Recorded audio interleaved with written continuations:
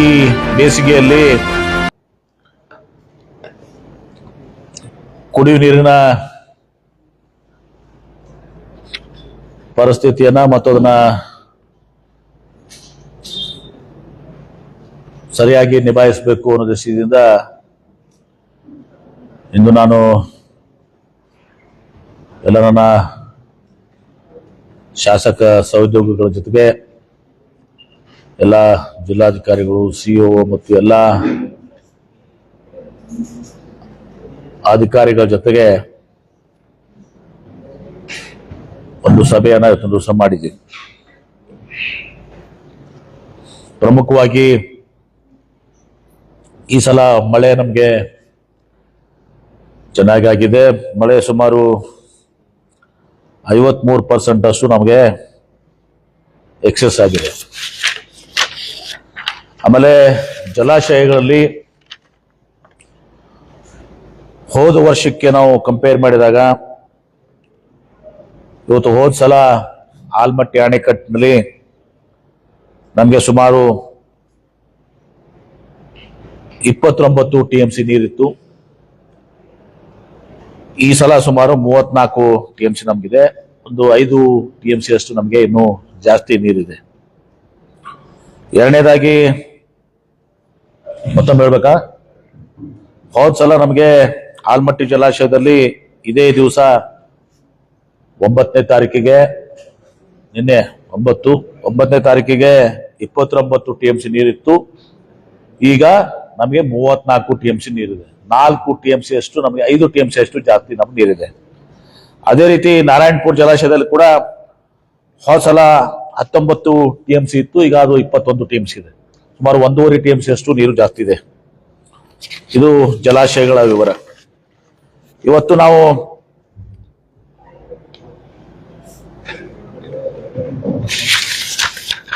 ಎಲ್ಲ ಗ್ರಾಮೀಣ ಮತ್ತು ನಗರ ಮತ್ತು ಪಟ್ಟಣ ಪಂಚಾಯಿತಿಯಲ್ಲಿ ಇದೆಲ್ಲ ಕೂಡ ರಿವ್ಯೂ ಮಾಡಿದ್ದೀವಿ. ಪ್ರಮುಖವಾಗಿ ನಮ್ಮ ಜಲಧಾರೆ ಸ್ಕೀಮ್ಸ್ ಎರಡನ್ನೂ ಕೂಡ ರಿವ್ಯೂ ಮಾಡಿದ್ದೀವಿ. ಜಲಧಾರೆ 1 ನಾವು ಅದಕ್ಕೆ ಗಡುವನ್ನು ಕೊಟ್ಟಿದ್ದೀವಿ ಮತ್ತು ಪ್ರತಿ ತಿಂಗಳು ಅದಕ್ಕೆ ಪ್ರಗತಿಯನ್ನ ತೋರಿಸ್ಬೇಕು ಅಂತ ಹೇಳಿ ನಾವು ಎಕ್ಸಿಕ್ಯೂಟಿವ್ಗೆ ನಿರ್ದೇಶನ ಕೊಟ್ಟಿದ್ದೀವಿ.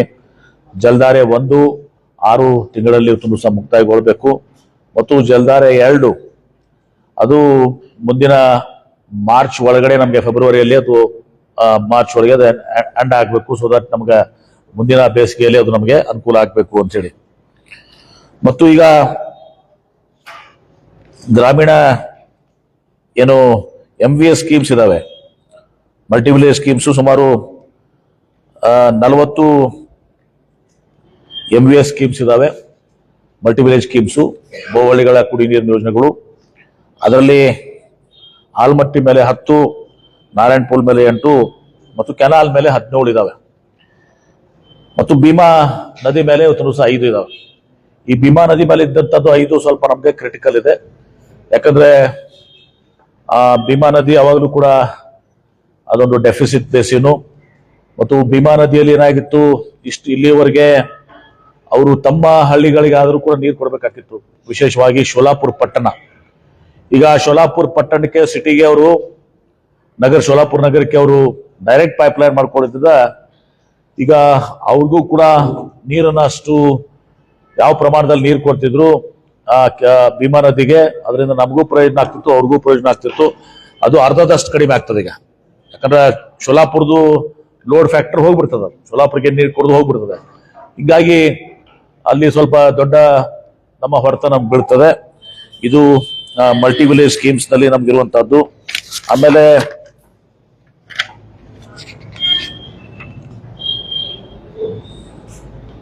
ಇದನ್ ಬೇಕಲ್ಲಿ ಬರಲ್ಲ.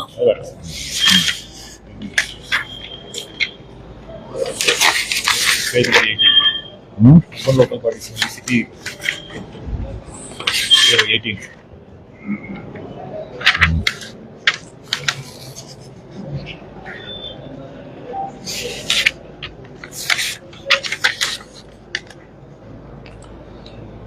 ಆಮೇಲೆ ಆಮೇಲೆ ಎಲ್ಲೆಲ್ಲೂ ಯಾವ್ಯಾವ ಹಳ್ಳಿಗಳು ಸಮಸ್ಯೆಗೆ ಎದುರಿಗಾಗ್ತವೆ, ಕಷ್ಟವನ್ನು ಅನುಭವಿಸ್ಬೋದು, ಅಂತೇಳಿ ಅದನ್ನ ಐಡೆಂಟಿಫೈ ಮಾಡ್ಕೊಂಡಿದ್ದೀವಿ. ಸುಮಾರು ಚಡ್ಚನ್ದಲ್ಲಿ 17 ಹಳ್ಳಿಗಳು, ಆಮೇಲೆ ಇಂಡಿಯಲ್ಲಿ 22 ಹಳ್ಳಿಗಳು, ಆಮ್ಯಾಗ ವಿಜಯಪುರ ತಾಲೂಕಿನಲ್ಲಿ 3 ಹಳ್ಳಿಗಳು, ತಿಕೋಟ ತಾಲೂಕಿನಲ್ಲಿ 5 ಹಳ್ಳಿಗಳು, ತಾಳಿಕೋಟೆಯಲ್ಲಿ 2 ಮತ್ತು ದೇವರಪುರಿಗೆಯಲ್ಲಿ 1, ಸುಮಾರು 50 ಹಳ್ಳಿಗಳು ಮತ್ತು ಸುಮಾರು 87 ಜನವಸತಿಗಳು. ಇದಕ್ಕೆ ಸಮಸ್ಯೆ ಆಗ್ಬೋದು ಅಂತ ತಿಳ್ಕೊಂಡು ಅದನ್ನ ನಾವು ಐಡೆಂಟಿಫೈ ಮಾಡಿದ್ವಿ. 50 ಹಳ್ಳಿಗಳು ಮತ್ತು 87 ಜನವಸತಿಗಳು ದಿವಸ. ಚಡ್ಚನ್ದಲ್ಲಿ 17, ಇಂಡಿಯಲ್ಲಿ 22, ವಿಜಯಪುರದಲ್ಲಿ 3, ತಿಕೋಟದಲ್ಲಿ 5 ಮತ್ತು ತಾಳಿಕೋಟೆಯಲ್ಲಿ 2, ಹಿಪ್ಪರಿಗೆಯಲ್ಲಿ ದೇವರಪುರಿಗೆಯಲ್ಲಿ 1. ಆಮೇಲೆ 18.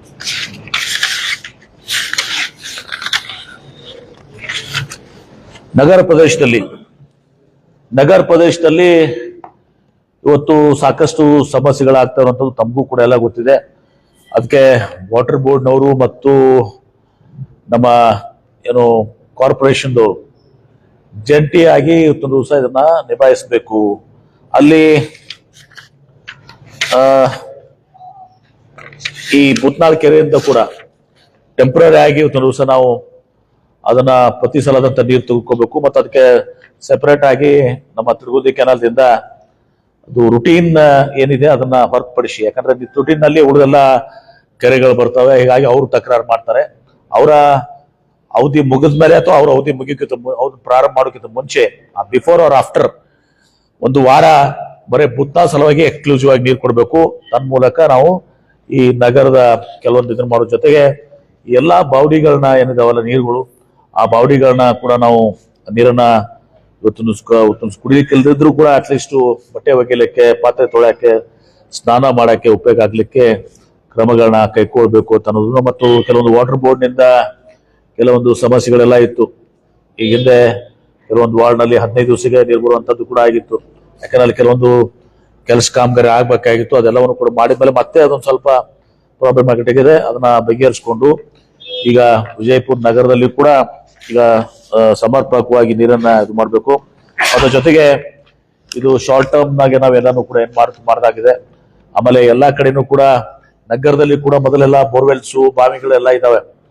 ಅವೆಲ್ಲ ಹಿಂದೆ ಅಂತರ್ಜಲ ಇರ್ಲಿಲ್ಲ, ಅವಾಗ ಇದ್ದೈತಿ. ಈಗ ಅಂತರ್ಜಲ ಇರೋದ್ರಿಂದ ಅವನ್ನೆಲ್ಲಾನು ಕೂಡ ಐಡೆಂಟಿಫೈ ಮಾಡಿ ಅವತರನ್ನ ಸದುಪಯೋಗ ಪಡಿಸ್ಕೋಬೇಕು ಆ ಕುಡಿ ನೀರಿನ ಸಲುವಾಗಿ ಅನ್ನೋದನ್ನ ಒಂದು ಮಾತನ್ನ ಕೂಡ ಇವತ್ತು ಹೇಳಿದೀವಿ. ಮತ್ತು ಪ್ರಮುಖವಾಗಿ ಈಗ ನಾವು ಒಂದು ಹೈ ಟೈಮ್ ಈಗ ನಾವು ಇನ್ನೊಂದು ಯೋಜನೆಯನ್ನ, ಕೃಷ್ಣಾ ನದಿಯಿಂದ ಇನ್ನೊಂದು ಯೋಜನೆಯನ್ನ ಇವತ್ತು ದಿವಸ ವಿಜಯಪುರ ಕುಡಿ ನೀರಿಗೆ ಹೊಸದಾಗಿ ಹೆಂಗೆ ಕಾವೇರಿ 1, 2, 3, 4, 5 ಬರ್ತದ ಆ ತರ ನಮ್ದು ಇದೊಂದು 3ನೇ ಇದಾಗ್ತದೆ. ಈಗ ಅದನ್ನ ಮಾಡುವ ಸಲಾಗಿ ಎಲ್ಲ DPR ನ ರೆಡಿ ಮಾಡ್ಲಿಕ್ಕೆ ನಾವು ಸರ್ಕಾರಕ್ಕೆ ಇದು ಮಾಡ್ತೀವಿ. DPR ಕೂಡ ಮಾಡಿ ನಾವು ಇನ್ನೊಂದು ಸ್ಟೇಜ್ ವಾಟರ್ ನಾವು ಮಾಡದಿದ್ರೆ ಅದು ಎಲ್ಲ ಲಾಂಗ್ ಟರ್ಮ್, ಬರೀ ನಾವು ಶಾರ್ಟ್ ಟರ್ಮ್ ನೋಡ್ಕೊಂಡು ಲಾಂಗ್ ಟರ್ಮ್ ನಲ್ಲಿ ಅದನ್ನು ಕೂಡ ಕೈಗೆತ್ತಿಕೊಳ್ಳಿಕ್ಕೆ ವಿಜಯಪುರಿಗೆ ಇನ್ನೊಂದು ಸ್ಟೇಜಿನ ಡ್ರಿಂಕಿಂಗ್ ವಾಟರ್ ಸ್ಕೀಮ್ ಅನ್ನ ಮಾಡ್ಲಿಕ್ಕೆ ಕೂಡ ನಾನು ನಿರ್ದೇಶನ ಕೊಟ್ಟಿದ್ದೇನೆ. ಮತ್ತು ಜಾನುವಾರುಗಳಿಗೆ ಮೇವಿನ ಲಭ್ಯತೆ ಕೊರತೆ ಇಲ್ಲ. ಇನ್ನೇನು ಸ್ವಲ್ಪ ಸ್ಟಾಫ್ ಬಗ್ಗೆ ಸ್ವಲ್ಪ ಇದು ಇದೆ ಅಂತ ಅನ್ನೋದು ನಮ್ದು ದೇವರಪುರಿ ಶಾಸಕರು ಅದನ್ನ ಟೆಂಪ್ರರಿ ಆಗಿ ಅದ್ರ ಸ್ಟಾಫ್ ಮಾಡ್ಕೊಳ್ಳುವಂಥದ್ದು. ಬೆಳೆ ಹಾನಿ ಇವತ್ತು ಸಹ ಏನೋ ಕೃಷಿ ಬೆಳೆ ಸುಮಾರು 4 ಹೆಕ್ಟೇರ್ ಅಷ್ಟಾಗಿತ್ತು. ಆಮೇಲೆ ತೋಟಗಾರಿಕೆ ಬೆಳೆ ನೀವು ಮಾಧ್ಯಮದಲ್ಲೂ ಬರೀತಿದ್ರಿ, ಅದು ಸುಮಾರು 34 ಹೆಕ್ಟೇರ್ ಆಗಿದೆ.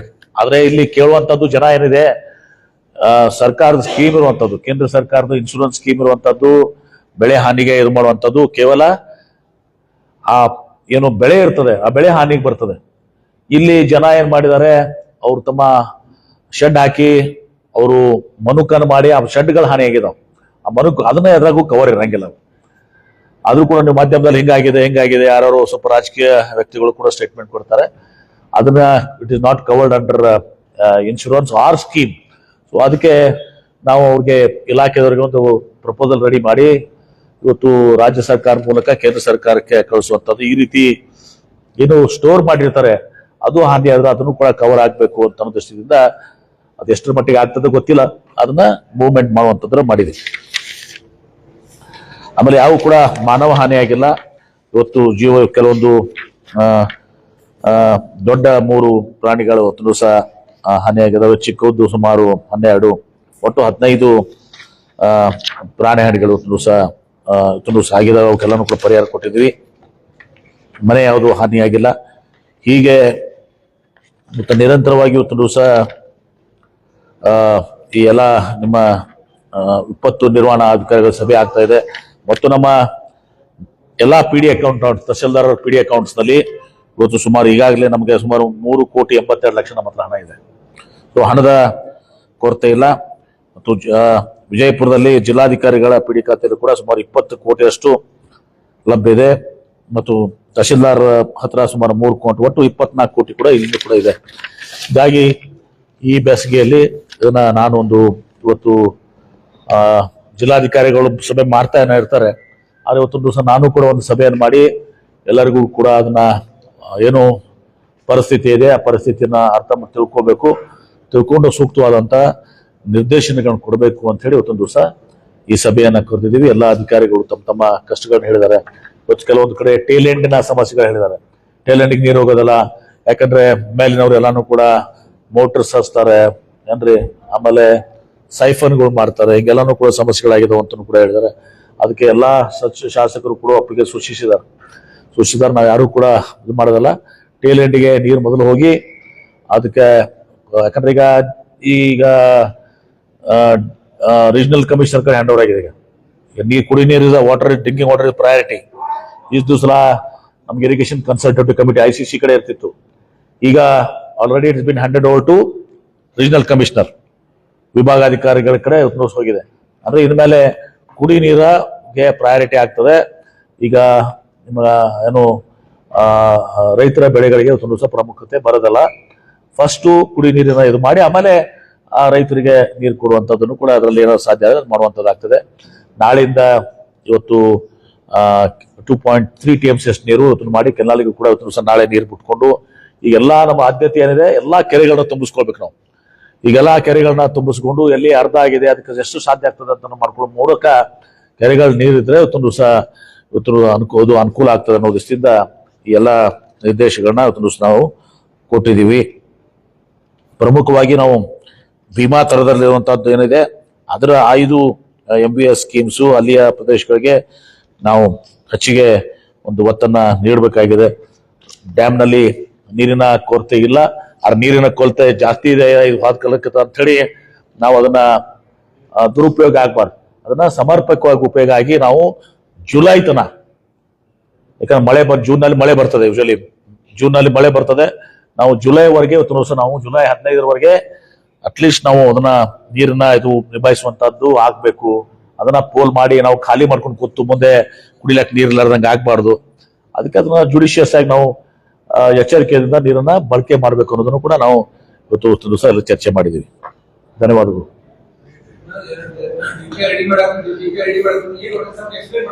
ಅಂದ್ರೆ ಈಗ ಸಿಟಿಯಲ್ಲಿ ಪರ್ಸನ್ ಇವತ್ತು 138 MLD 136 ಕೆಪಾಸಿಟಿ ಇದು ಕೊಡ್ಬೇಕಾಗ್ತದೆ. ನೀರು MLD ಏನ್ರಿ ಕೊಡ್ಬೇಕಾಗ್ತದೆ. ಈಗ ಪಾಪ್ಯುಲೇಷನ್ ಜಾಸ್ತಿ ಆಗಿದೆ ವಿಜಯಪುರ ನಗರ. ತಮ್ಗೆ ಗೊತ್ತಿದೆ, ಹಿಂದಕ್ಕೆ ನನ್ನ ತಂದೆಯವರಾಗಿದ್ದಾಗ ಅವಾಗ ಸುಮಾರು 75,000 1 ಲಕ್ಷ ಇತ್ತು ಬಿಜಾಪುರ ಸಿಟಿ ಕೆಪಾಸಿಟಿ. ಅವಾಗ ಆಗಿದ್ದು ಸ್ಕೀಮ್ 1, ಅದರ ನಂತರ ಸ್ಕೀಮ್ 2. ಅಲ್ಲಿನೂ ಕೂಡ ಮಧ್ಯೆ ಆ ಪೈಪ್ ಅನ್ನ ಸಮಸ್ಯೆ ಆಗಿತ್ತು. ಅದನ್ನ ಸುಮಾರು 50 ಕೋಟಿ ರೂಪಾಯಿ ಕೊಟ್ಟು ಅದನ್ನ ಏನು ನಿಮ್ಮ ಇದ್ರ ಪೈಪ್ಸ್ MS ಪೈಪ್ಸ್ ಹಾಕ್ಲಿಕ್ಕೆ ಕೂಡ ನಾವು ಅದನ್ನ ಮಾಡಿದ್ವಿ. ಆದ್ರೆ ಇನ್ನು ಈ ದೊಡ್ಡ ವಿಜಯಪುರ ನಗರ ಬೆಳೀತಾ ಇದೆ. ಸುಮಾರು 4-5 ಲಕ್ಷ, 4 ಲಕ್ಷ ಆಗಿರ್ಬೇಕು ಪಾಪ್ಯುಲೇಷನ್ಗೆ. 4.5 ಲಕ್ಷ 5 ಲಕ್ಷ ಪಾಪ್ಯುಲೇಷನ್ ಬರ್ತಾ ಇದೆ. ಹತ್ರ 4.5 ಲಕ್ಷ ಹತ್ರ ಬರ್ತಾ ಇದೆ. ಕಾರ್ಪೊರೇಷನ್ ಕೂಡ ಆಗಿದೆ. ಹೀಗಾಗಿ ಸಿಟಿ ಕೂಡ ಸುತ್ತಮುತ್ತಲೆಲ್ಲ ಬೆಳೀತಾ ಇದೆ. ಮೊನ್ನೆನೂ ಕೂಡ ತಾವು ನೋಡಿದಿರಿ, ಸುತ್ತಮುತ್ತಲ ಪ್ರದೇಶಗಳನ್ನ ಕೂಡ ಕೂತರು ಸಹ ವಿಜಯಪುರ ನಗರದ ವ್ಯಾಪ್ತಿಗೆ ನಾವು BDA ವ್ಯಾಪ್ತಿಗೆ ತಗೊಂಡ್ಬಂದಿದ್ದೀವಿ. ಹೀಗಾಗಿ ಇಲ್ಲಿ ನಾವು ಇನ್ನೊಂದು scheme, one more scheme from Almatti for drinking water ಇವತ್ತು ದಿವಸ ಮಾಡಬೇಕು. ಅದಕ್ಕೆ ಈಗಾಗಲೇ ನಾವು ತಯಾರಿಯನ್ನು ಪ್ರಾರಂಭ ಮಾಡ್ಕೋಬೇಕು. DPR ಮಾಡಿ ಸರ್ಕಾರದಿಂದ ಅದನ್ನ ಅನುಮೋದನೆ ಕೊಡ್ಕೊಂಡು ಅಟ್ಲೀಸ್ಟ್ ನೆಕ್ಸ್ಟ್ ಬಜೆಟ್ ನಲ್ಲಿ ಇವತ್ತು ದಿವಸ ಅದನ್ನ ನಾವು ಆ ಯೋಜನೆಯನ್ನ ಇವತ್ತು ದಿವಸ ನಾವು ಅಪ್ರೂವಲ್ ತಗೋಬೇಕು. ಅದಕ್ಕೆ ಪೂರ್ವ ತಯಾರಿಯಾಗಿ ಕೆಲಸ ಪ್ರಾರಂಭ ಮಾಡಲಿಕ್ಕೆ ಸೂಚಿಸಿದ್ದೇನೆ. ಅದಕ್ಕೆ ನಾನು ನಿರ್ದೇಶನವನ್ನು ಕೂಡ ಸಂಬಂಧಿತ ಸಚಿವರ ಜೊತೆ ಕೊಡ್ತೀನಿ. So that DPR ತಯಾರಾಗಬೇಕಾಗ್ತದೆ. DPR ತಯಾರಾಗಿ ಎಲ್ಲ ಕ್ಲಿಯರೆನ್ಸ್ ವೇರಿಯಸ್ ಇಲಾಖೆಯಿಂದ ಅದು ಕ್ಲಿಯರೆನ್ಸ್ ಆಗಿ ಮುಂದೆ ಸರ್ಕಾರ ಮಟ್ಟದಲ್ಲಿ ಅದನ್ನ ಇದು ಮಾಡಿಸಿ ಅಟ್ಲೀಸ್ಟ್ ನೆಕ್ಸ್ಟ್ ಬಜೆಟ್ ನಲ್ಲಿ ಇವತ್ತು ಬಿಜಾಪುರಿಗೆ ಹೊಸ ಒಂದು ಯೋಜನೆ, one more stage of water apart from the existing ಇನ್ನೊಂದು ಸ್ಟೇಜ್ ಇದನ್ನ ಮಾಡಬೇಕು ಅನ್ನೋ ದೃಷ್ಟಿಯಿಂದ ಅದನ್ನ ಒಂದು ಇದನ್ನು ಕೂಡ ನಾವು ಮಾಡ್ತಾ ಇದ್ದೀವಿ. But this is not for this is ಇವತ್ತಿನ ಇದಕ್ಕಲ್ಲ, ಅದು ಮುಂದೇನು ಕೂಡ ಎಷ್ಟು ದಿವಸ ನಾವು ಇದನ್ನ ಟೆಂಪರರಿ ಆಗಿ ನಿಭಾಯಿಸಬೇಕು, ಪರ್ಮನೆಂಟ್ ಆಗಿ ಇದು ಮಾಡಿರೋದು ಒಂದು ಲಾಂಗ್ ಟರ್ಮ್ ಅದು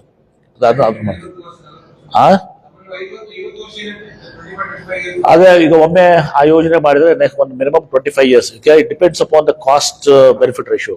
ಏನಾಗ್ತದೆ, ನಾವು ಎಷ್ಟು ಈಗ 25 ವರ್ಷ ಮಾಡಿದ್ರೆ ಒಂದು ಸ್ವಲ್ಪ ಕಾಸ್ಟ್ ಕಡಿಮೆ ಇರ್ತದೆ, 50 ವರ್ಷ ಮಾಡಿದ್ರೆ ಕಾಸ್ಟ್ ಜಾಸ್ತಿ ಆಗ್ತದೆ. ಬಟ್ ಒಂದು ಯೋಜನೆ ಮುಗಿಯಾಕ ಒಂದು 5-6 ವರ್ಷ ತಗೋತದೆ. ಸೊ ಅದನ್ನೆಲ್ಲ ಇಟ್ಕೊಂಡು ಅದನ್ನ ಮಾಡ್ಕೊಂಡು ಒಂದು 30 yearsಗೆ ನಾವು ಇದು ಮಾಡುವಂಥದ್ದು ಆಗ್ಬೇಕು.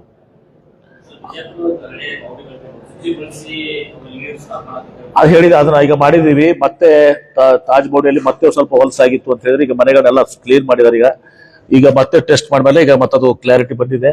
ಈ ಬಾವಡಿಗಳ ನೀರನ್ನ, ಯಾಕಂದ್ರೆ ನಮ್ಮ ಒಂದು ಉದ್ದೇಶ ಏನಾಗಿತ್ತು ಅವಾಗ, ನಾನು ನೀರಾವರಿ ಮಂತ್ರಿ ಇದ್ದಾಗ ಸುಮಾರು 5 ಕೋಟಿ ರೂಪಾಯಿ ಅಷ್ಟು ಎಲ್ಲ ಬೇರೆ ಬೇರೆ ಕಡೆ ದಾನ ತಗೊಂಡು ಕೆಲಸ ಪ್ರಾರಂಭ ಮಾಡಿದ್ರು, ಕೊಟ್ಟಿದ್ರು. ಪಂಪ್ ಕಾಂಟ್ರಾಕ್ಟರ್ಸ್, ಇರಿಗೇಷನ್ ಕಾಂಟ್ರಾಕ್ಟರ್ಸ್ ಅವರು ಎಲ್ಲ ಸಹ ಕೊಟ್ಟಿದ್ರು.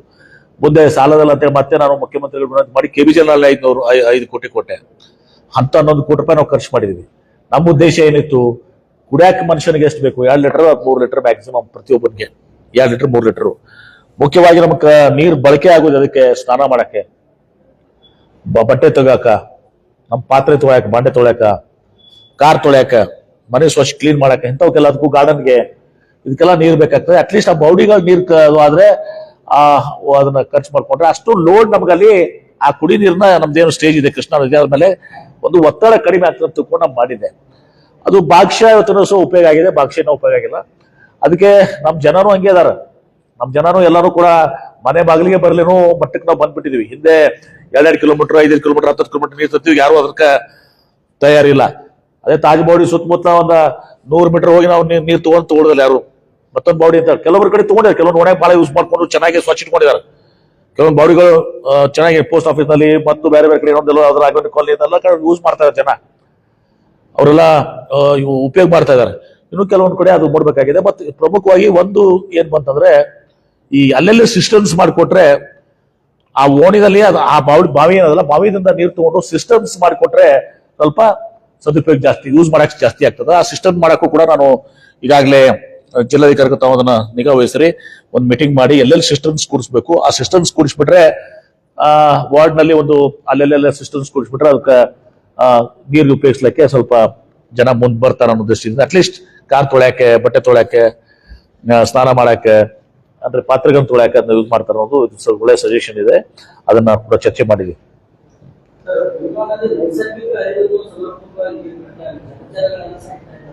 ನೋಡಿ, ಇದು ಬಹಳ ದಿವಸದಿಂದ ಚರ್ಚೆನೇ ಹಾಕೋತ್ ಬಂದಿದೆ. ಹಿಂದೆನೂ ಕೂಡ ಸುಪ್ರೀಂ ಕೋರ್ಟ್ ವರೆಗೂ ಕೂಡ ಪಂಚಪ್ಪನ ಕಲಬುರ್ಗಿ ಕೂಡ ಎಲ್ಲ ಸಲಹೆ ಮಾಡಿದ್ರು.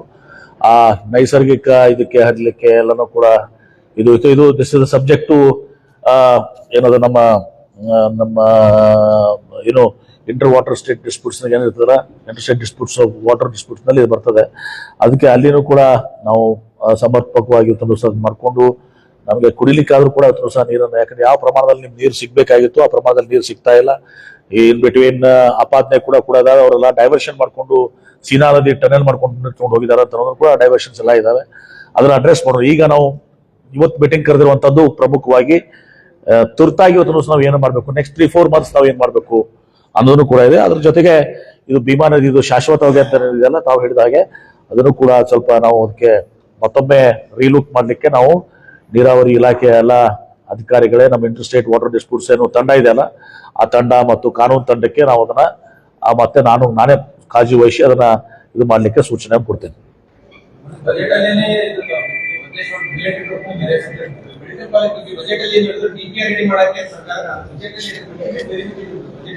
ಹಾ,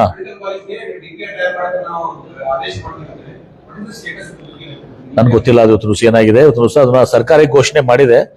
ಸರ್ಕಾರ ಒಂದು ಘೋಷಣೆ ಮಾಡಿದಾಗ ವಿ ಆರ್ ಆಲ್ ಸೀರಿಯಸ್. ಇನ್ನು ಸಪ್ಲಿಮೆಂಟರಿ ಬಜೆಟ್ ಇರ್ತದೆ, ಎಲ್ಲಾನು ಕೂಡ ಇರ್ತದೆ.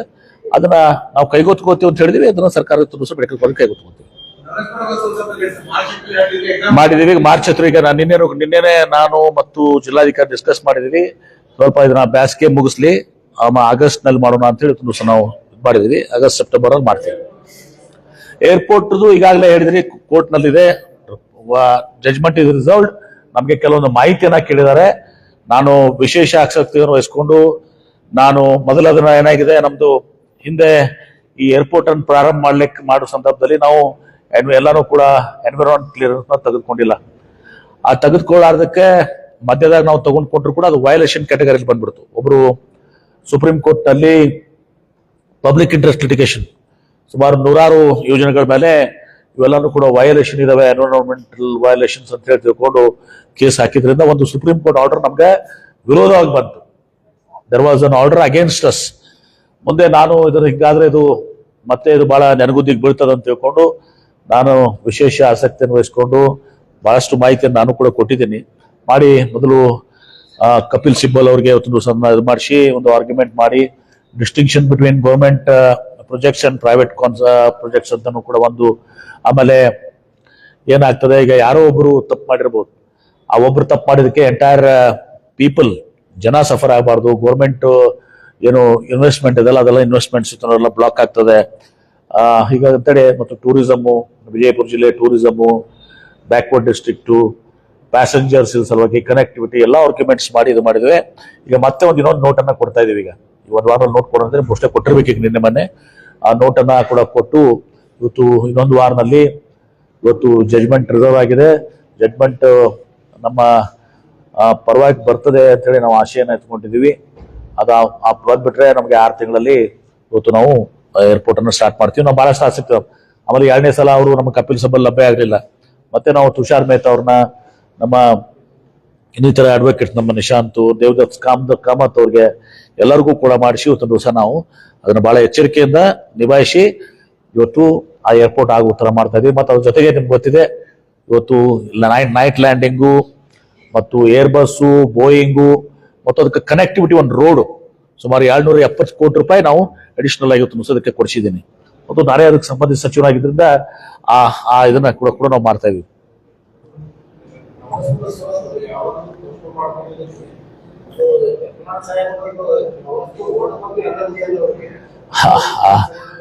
ಅಲ್ಲ, ಹೂ ಕೇರ್ಸ್ ಯಾರಿಗೆ ನೋಡಿ. ನಿಮಗೆ ಯತ್ನಾಳ್ ಅವ್ರಿಗೆ ಮನಸ್ಸಲ್ಲಿ ಮನೆ ಕುತ್ಕೊಳ್ಳಿ. ನವರಸ್ಪುರ್ ಇದೆ, ನವರಸ್ಪುರ ಆಗಿ ಮುಂದುವರಿತದೆ. ನಾವು ವಿ ಡು ನಾಟ್ ಕೇರ್. ಅವ್ರೇನ್ ಡಿಲೇ ಮಾಡ್ತಾರೆ, ಸರ್ಕಾರ ನಮ್ದಿದೆ, ಅವ್ರೇನ್ ಮಾಡಕ್ ಯಾವುದನ್ನು ಕೂಡ ಒಂದ್ ಹೇಳ್ತೀನಿ ಕೇಳಿ. ಸರ್ಕಾರ ನಮ್ದಿದೆ ನೋಡಿ. ಈಗ ನಮ್ಮದು ಹಿಂಗೆ ಹಾಕುವಂತೆ ಬಂದಿದೆ, ಹಿಂದೆನೂ ಕೂಡ ಇವತ್ತು ಹಾಕೋತ ಬಂದಿದೆ. ನಮ್ಮ ಸರ್ಕಾರದಾಗ ಆಗಿದೆ. ಅವ್ರು 4 ವರ್ಷ ಮಾಡಿಲ್ಲ, ನಾವೇ ಒಂದು 2017 ಮಾಡಿದ್ವಿ. ಹೀಗಾಗಿ ಅದು ಯತ್ನಾಳ್ ಅವ್ರಿಗೆ ನವರಸ್ಪುರ ಲೈಕ್ ಆಗಿರ್ಲಿಕ್ಕಂದ್ರೆ ಅದಕ್ಕೆ ನಾವು ಏನ್ ಮಾಡಕ್ ಆಗಲ್ಲ. We can't help it. ನವರಸ್ಪುರ ಆಗೇ ಮುಂದುವರಿತದೆ. ನವರಸ್ಪುರ ಉತ್ಸವನೇ ಆಗಿರೋದು. ಇವ್ರ ಫ್ಯಾನ್ಸಿಗೆ ಇವ್ರು ಬೇಕಾದಂತೆ ನಡೀಲಿಕ್ಕೆ ಯಾರು ಕೂಡ ಇಲ್ಲ ಇಲ್ಲಿ. ಅವ್ರು ನಿಮಗೆ ಭಾಗವಹಿಸ್ಬೇಕಾಗಿತ್ತು, ಸಹಕಾರ ಕೊಡ್ಬೇಕಾಗಿರೋ ಕೊಡ್ರಿ, ಬೇಡ ಮನೆ ಹಾಕೊಂಡ್ರಿ. ನಿಮ್ಗೆ ಯಾರು ಒತ್ತಾಯ ಮಾಡ್ಯಾರ?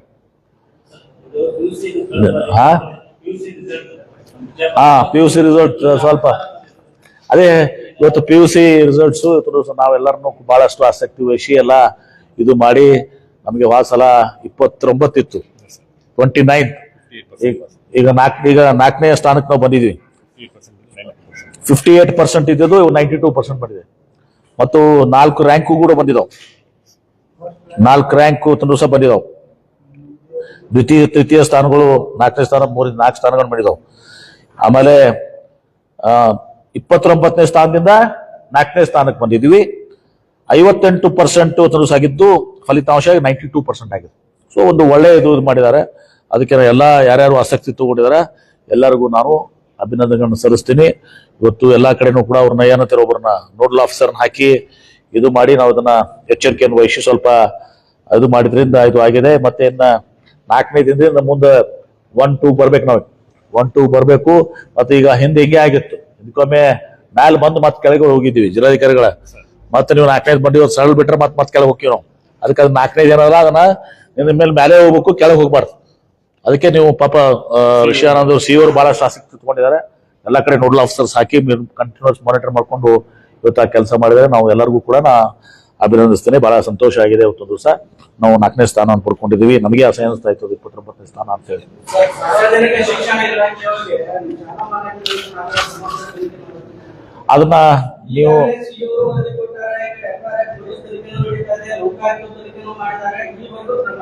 ನೋಡಿ, ನಾನು ಈಗಾಗಲೇ ಜಿಲ್ಲಾಧಿಕಾರಿಗಳು 3 ಸಲ ಮಾತನಾಡಿದ್ದೀನಿ.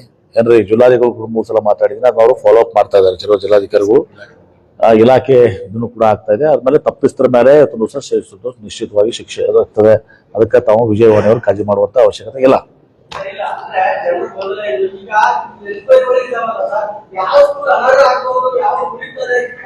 ಈಗ ಅದಾಗಿ ಈಗ ಒಂದು ಏನಾಗಿದೆ, ಯಾರ್ಯಾರು ಅಧಿಕಾರಿಗಳು ದಿವಸ ಅದರಲ್ಲಿ ನಾನ್ ಮಾಹಿತಿಯನ್ನು ಕೊಟ್ಟಿದ್ದಪ್ಪ, ಯಾರ್ಯಾರು ತಪ್ಪುಗಳು ಮಾಡಿದ್ರೆ ಅದನ್ನ ಐಡೆಂಟಿಫೈ ಆಗಿದೆ. ಇನ್ನು ಯಾರ್ಯಾರಿಗೆ ಅದನ್ನ ಇಲ್ಲಿಗಲೇ ಕೊಟ್ಟಿದ್ರಲ್ಲ ಅವ್ರ ಮ್ಯಾಗ ಅವ್ರನ್ನ ಇದು ಮಾಡ್ಬೇಕು ಅನ್ನೋದು ಕೂಡ ಈಗ ಪೆಂಡಿಂಗ್ ಇದೆ. ಅದನ್ನು ಕೂಡ ನಾವು ಫಾಲೋ ಅಪ್ ಮಾಡ್ತಾ ಇದ್ದೀವಿ. ಒಂದು ಐಡೆಂಟಿಫೈಡ್ ಯಾರ್ಯಾರು ತಪ್ಪುಗಳು ಮಾಡಿದ್ದಾರೆ ಅವ್ರ ಮೇಲೆ ಕ್ರಮ ಕೈಗೊಳ್ಳುವಂಥದ್ದು ಒಂದು. ಇನ್ನು ಆ ತಪ್ಪಿನಿಂದ ಯಾರ್ಯಾರು ತಗೊಂಡಿದ್ದಾರೆ, ತಪ್ಪಾಗಿ ದಿವಸ ಇದು ಮಾಡಿ ದಿವಸ ಹಣ ಕೊಟ್ಟು ವಶೀಲಿದಿಂದ ಯಾರು ಪಡ್ಕೊಂಡಿದಾರಲ್ಲ, ಅದನ್ನ ನಾವು ಎಲ್ಲಾನು ಕೂಡ ಅವ್ರನ್ನ ವಾಪಸ್ ಇದು ಮಾಡ್ಬೇಕು ಅನ್ನೋದು ಅದು ಒಂದು ನಿರ್ಣಯ ನಮ್ಮಲ್ಲಿದೆ. ಅದನ್ನ ನಾನು ನಿನ್ನೆನೂ ಕೂಡ ಹೇಳಿದೆ ನಮ್ಮ ಅದು ಜಿಲ್ಲಾಧಿಕಾರಿಗಳಿಗೆ. ಅದನ್ನ ನಾನು ಶಿಕ್ಷಣ ಸಚಿವರಿಗೂ ಮಾತಾಡಿ ಒಂದು ನೋಟ್ ಕೊಟ್ಟು ಅದ್ರ ಮೇಲೆ ಇದು ಮಾಡಕ್ಕೆ ಹೇಳ್ತೀನಿ.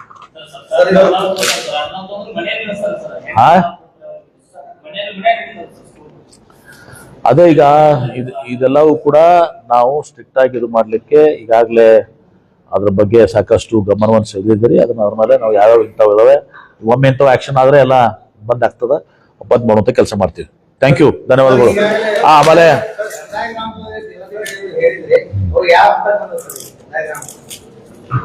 ಕಂದಾಯ ಗ್ರಾಮ ಈಗಾಗಲೇ ನಮ್ಮಲ್ಲಿ ಮೋರ್ ದನ್ 100 ಕಂದಾಯ ಗ್ರಾಮಗಳನ್ನು ಘೋಷಣೆ ಮಾಡಿದ್ದೇವೆ. ಉಳಿದದಲ್ಲಿ ಈಗ ವಿವಿಧ ಹಂತದಲ್ಲಿ ಇದೆ. ಪ್ರಾಥಮಿಕ ಹಂತ ಅಧಿಸೂಚನೆ ಮತ್ತೆ ಅಂತಿಮ ಅಧಿಸೂಚನೆ ಹಂತದಲ್ಲಿ ಇದೆ. Continuous process. ಈಗ ಯಾರಿಗೆ ಈಗಾಗಲೇ ಕಂದಾಯ ಗ್ರಾಮ ರಚನೆ ಮಾಡಿದ್ರೆ ಫಲಾನುಭವಿಗಳಿಗೆ ರಿಜಿಸ್ಟ್ರೇಷನ್ ಮಾಡುವಂತ ಪ್ರಕ್ರಿಯೆಯನ್ನು ಚಾಲ್ತಿನಲ್ಲಿದೆ. ಫಲಾನುಭವಿ ಕರೆದು ರಿಜಿಸ್ಟ್ರೇಷನ್ ಕೂಡ ಮಾಡ್ತಾ ಇದ್ದಾರೆ. ಅವರಿಗೆ ಸ್ಪೆಷಲ್ ಸ್ಲಾಟ್ ಮಾಡಿಕೊಟ್ಟಿದ್ದಾರೆ ಪ್ರತಿಯೊಂದು ಆಫೀಸಲ್ಲೂ. ಅಧಿಕಾರಿ ಮಹಿಳೆ ಮ್ಯಾಗ ಯುವಕರಿಗೂ ಅಲ್ಲೇ ಮಾಡಿ ಅವಮಾನ ಮಾಡಿ ಅಂತ ಹೇಳಿ ಒಂದು ಕೇಸ್ ಆಗ್ತದೆ. ಯಾವಾಗ ಬೆಂಗಳೂರಲ್ಲಿ ಹಾ ಒಂದು ವರ್ಷ ನಿರಂತರವಾಗಿ ದೌರ್ಜನ್ಯ ಮಾಡ್ತಾ ಇದ್ದಾರೆ. ಎಲ್ಲಿ MS ಕಚೇರಿಯಲ್ಲಿ ಹಾ ಯಾವ ಕೇಂದ್ರ ಕಚೇರಿ ಇಲ್ಲ, MSI ಯಾವ ಕಚೇರಿಯಲ್ಲಿ? ಬೆಂಗಳೂರಲ್ಲ. ಪೊಲೀಸ್ ಸ್ಟೇಷನ್ ನಾನು ಅದನ್ನ MSI MD ಮನೋಜ್ ಅವ್ರಿಗೆ ಮಾತಾಡ್ತೀನಿ. ಮಾತಾಡಿ ಇಂಥವು ಯಾವುದೇ ಘಟನೆಗಳು ಇವತ್ತು ಆಗಿದ್ರೆ ಸತ್ಯಾಸತ್ಯತೆ ತಿಳ್ಕೊಂಡು ನಿರ್ದಾಕ್ಷಿಣ್ಯವಾಗಿ ಕ್ರಮ ಕೈಗೊಳ್ತೀನಿ. ನಾನೇ ಸಚಿವರು ಇದ್ದೀನಿ ಅದಕ್ಕೆ. MSIಗೆ ನಾನು ಅಂಡರ್ನಾಗೆ ಬರ್ತದೆ. ನಾನು ಅಲ್ಲಿ MD ಇದ್ದಾರೆ, ಮತ್ತೊಬ್ರು ಚೇರ್ಮನ್ ಇದ್ದಾರೆ. ಈಗ ನಮ್ಮ ಪುಟ್ಟರಂಗ ಶೆಟ್ಟಿ ಚೇರ್ಮನ್ ಇದ್ದಾರೆ. ಹೀಗಾಗಿ ನಾವು ಅದ್ರ ಮೇಲೆ ನಿಶ್ಚಿತವಾಗಿನೂ ಕೂಡ ನಾವು ಆಕ್ಷನ್ ತಗೋತೀವಿ. ಸತ್ಯಾಸತ್ಯತೆಯನ್ನ ನಾವು ತಿಳ್ಕೊಂಡು, ಯಾಕಂದ್ರೆ ಬಹಳಷ್ಟು ಕಡೆ ನಾವು ಒಮ್ಮೆಂದೊಮ್ಮೆ ಹೇಳಕ್ ಆಗಲ್ಲ. ನನಗೆ ಇನ್ನೊಂದು ಇಲಾಖೆದಾಗ ಗೊತ್ತಿದೆ, ಬೇರೆ ಒಂದು ಇಲಾಖೆಯಲ್ಲಿ ಯಾರೋ ಒಂದು ಅಲಿಗೇಷನ್ ಮಾಡಿದ್ರು. ನಾವು ಅಲಿಗೇಷನ್ ಅದನ್ನು ಕರ್ಕೊಂಡಾಗ ಅದು ವಾಸ್ ಟಾರ್ಗೆಟೆಡ್. ಇದು ನಾನು ಹಂಗೆ ಹೇಳಕ್ ಹೋಗುದಿಲ್ಲ. ಸತ್ಯಾಸತ್ಯತೆ ಎನ್ಕ್ವೈರಿ ಮೇಲೆ ಇದು ಆಗ್ತದೆ. ತಪ್ಪಿಸ್ಬೇಕು, ಕ್ರಮ ಕೈಗೊಳ್ತೀವಿ. ಎಷ್ಟೋ ಸಲ ಬ್ಲಾಕ್ ಮೇಲ್ ಮಾಡಕ್ಕೆ ಎದುರ್ಸಕ್ಕೂ ಕೂಡ ಕೆಲವು ಮಾಡ್ತಾರೆ. ಇದಕ್ಕೆ ಈ ಸಂದರ್ಭ ನಾನು ಹೇಳೋದಲ್ಲ, ನಾನು ಇದು ಸಪರೇಟ್ ಮಾತು. ಅದಕ್ಕೆ ಇದು ಮಾಡಕ್ ಹೋಗ್ಬೇಡಿ. ಇದ್ರ ಮೇಲೆ ನಾನು MSI MD ಹೇಳ್ತೀನಿ. ಅದು ಸತ್ಯಾಸತ್ಯತೆ ತನಿಖೆ ಆಗ್ತದೆ. ತನಿಖೆ ಆಗಿ ತಪ್ಪಿಸಿದ ಯಾರಿದ್ದಾರೆ ಅವ್ರ ಮೇಲೆ ಯಾರಿಗೆ ನಿರ್ದಾಕ್ಷಿಣ್ಯವಾಗಿ ನಾವು ಕ್ರಮ ಕೈಗೊಳ್ತೀವಿ. ಆಮೇಲೆ PU ಮಕ್ಕಳಿದ್ದಾರೆ ಪಾಪ ಅವರು. ಇಲ್ಲೇ ಇದ್ಬಿಡ್ರಿ. ಯಾವ್ದು ಸರಿಯಾಗಿ ನಿರ್ವಹಣೆ ಆಗಿಲ್ಲ. ಈಗ ನಮ್ಮ ಹಳದಗಂದೂರು ಅಂತ ಕೋಲಾರ ಅಂತ ಕ್ಯಾನಲ್ ಕೂಡ ಹೊಡೆದ್ರು. ಅಂದ್ರೆ ನಿರ್ವಹಣೆಗೆ ದುಡ್ಡೇ ಇಲ್ಲ ಅಂತ ಹೇಳಿ. ಅಲ್ಲ, ಕೆನಲ್ ಹೊಡೆದ ಮೇಲೆ ನೀವು ಅದನ್ನ ನಿರ್ವಹಣೆ ಮಾಡ್ರಿ. ಹೊಡಿದು ನಾವು ನಿರ್ವಹಣೆ ಮಾಡುದ? ಕೆನಲ್ ಹೊಡೆದಿ ತಪ್ಪತ್ತ ಮೊದಲ ಹೇಳ್ರಿ. ಅಲ್ಲ, ಕೆನಲ್ ಹೊಡಿದ್ ತಪ್ಪದಲ್ಲ. ಏನ್ ಕಾರ್ಯಗಳು ಕೆನಾಲ್ ಹೊಡ್ಕೊಂತ ಹೋಗುದು, ಸೈಪರ್ ಮಾಡ್ಕೊಂತ ಹೋಗುದು ನಮ್ಮಲ್ಲಿ ತೋರಿಸ್ತೀನಿ. ಬರೀ ಇಲ್ಲಿ ಅದಾರೆ, ಅಲ್ಲೇ ಇತ್ತು ಕಡೆ ಸೈಪರ್ ಮಾಡಿ ಹಾಕಿ ಕೆನಾಲ್ ಹೊಡಿತಾರ. ಸರ್ಕಾರ ಏನೋ ಇದು ತಗೊಂಡ್ರಿ, ಏನ್ ಗಿಡದಾಗ ಬೆಳಿತಾವ ನೀವು ರೊಕ್ಕ? ನೀವೇ ಟ್ಯಾಕ್ಸ್ ಕೊಟ್ಟಿ ದುಡ್ಡು, ನಿಮ್ಮ ಹಣ ಇದು. ಮತ್ತೆ ನೀವು ಕೆನಾಲ್ ಹೊಡಿದು, ಸೈಪರ್ ಮಾಡುದು, ಡ್ಯಾಮೇಜ್ ಮಾಡುದು, ರಿಪೇರಿ ಮಾಡಿದ್ರೆ ಮಾಡಕ್ ಹೋಗ್ಬಾರ್ದು. ಅದ್ರಲ್ಲಿ ಪ್ರಿವೆನ್ಷನ್ ಆಗ್ಬೇಕು. ಈಗ ಅದಕ್ಕೆ ಇನ್ಸ್ಟ್ರಕ್ಷನ್ ಕೊಟ್ಟಿದ್ದೀನಿ ಎಲ್ಲ ಕಡೆ. ಸೈಪರ್ನ ಗೀಪರ್ನು ಇವೆಲ್ಲ ಏನಾದ್ರು ಬಂದ್ ಆಗ್ಬೇಕು ಅಂತ ಹೇಳಿ ನಮ್ ಕಾನ್ಸ್ಟಿಟ್ಯೂನ್ಸಿಗೆ ಲಾಸ್ಟ್ ಟೈಮ್ ಮಾಡಿದ್ರಿ ಎಲ್ಲಾನು, ಬೆದರಿಸಿದ್ವಿ ಅವ್ರೆಲ್ಲಾರು. ಅದಕ್ಕೆ ಮೊದಲು ಕೆನಾಲ್ ಹೊಡಿದು ಇಂಥವೆಲ್ಲ ಮಾಡಕ್ ಹೋಗ್ಬಾರ್ದು. ಟೇಲೆಂಟಿಗೆ ನೀರು ಹೆಂಗೆ ಹೋಗ್ತಾವ್ರಿ ಮುಂದೆ?